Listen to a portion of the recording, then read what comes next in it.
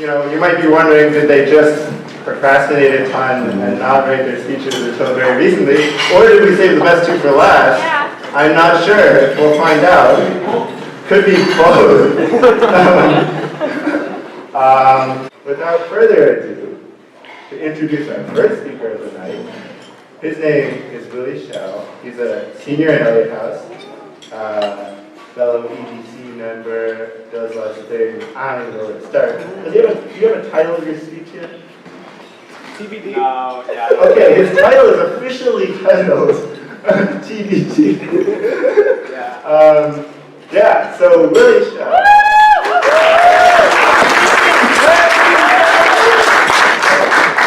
Thanks, Peter.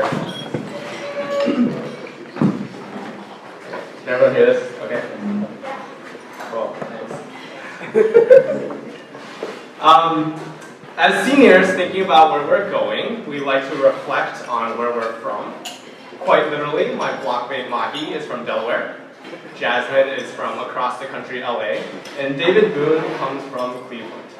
And if you've been following the NBA playoffs right now, you might know that Cleveland is utterly embarrassing the Atlanta Hawks. So I waver just a little bit when I say I'm from Atlanta. I actually grew up 30 minutes outside of Atlanta in Johns Creek, which claims a Chinese population of about 6%.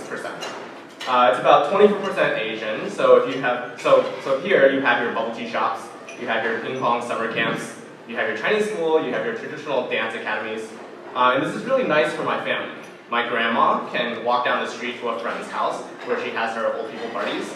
My grandpa joined a Chinese choir, and my dad does the backstage tech for a blowout 2,000-person Chinese New Year gala every year, in much the same way that Jesus does for like 5 different shows on campus. And this year, after about 6 months of door knocking and phone calling, an Asian candidate was elected to the city council for the first time in the city's history. And I thought about telling that story. And I thought about telling it, but I realized there was something a little bit more important beneath all of that. And the story I want to tell is this. In much the same way that each incoming Harvard class has to do every year, the Chinese immigrants in Johns Creek are a population that had to learn how to become a community. They had to straddle both the customs from home and learn how to participate in the American context at large. And today I have a story to help illustrate that point. In the summer of 2005, one of my parents' college classmates took a trip to Yosemite with his mom. His working wife stayed home and took care of their 2 little boys, Max, who was 2, and Marshall, who was 5. And as he drove along the mountainous, careening roads, a glare of sun caught his eye. He soared past the guardrails and plummeted a few hundred feet downwards into a ravine. At the time, I was only 11, but I could understand the significance of this event. I saw my friend's parents come over to my house 3 nights in a row to talk about what to do. They started by phoning local media, they called the California news channels and even Chinese shows to broadcast the missing persons report. Soon as we started hearing more people in the community wanting to help, my dad realized that we had literally raised enough money to fly a helicopter over Yosemite from dawn to dusk to look for this man. Later, an email was sent out, and a dad from my basketball team, the Chinese teacher at our local high school, and the president of my parents' college alumni association volunteered to physically go with the wife out to Yosemite to continue searching. Max and Marshall stayed with us during this in my home, and one night as my mom was changing Max's diaper and I was trying to entertain Marshall with Pokemon games, they called, and they had spotted a purple rental car deep in the ravine, bodies mangled and decomposing. And flushed with sorrow and exhaustion, my mother picked up Max in her arms and cried for a boy who would never get to know his father. And this is a terrible tragedy.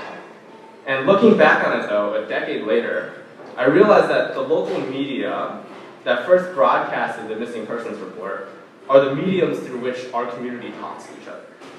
The phone lines screaming for help in crisis, raising money, were the phone lines that hotly campaigned for a city council spot.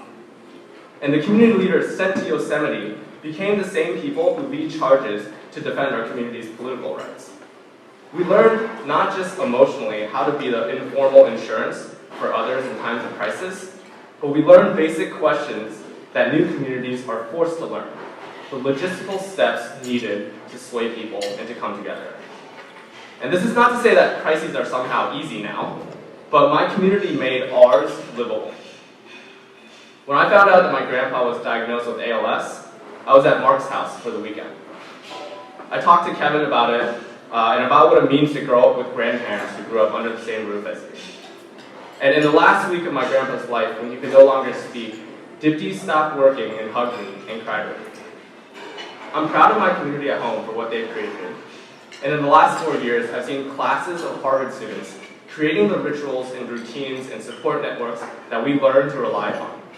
I'm proud of my blockmates, who have come together from such disparate parts of the world and learned to love each other and deal with each other and protect each other. And because I'm going before Jesus, I can steal his line, thank you.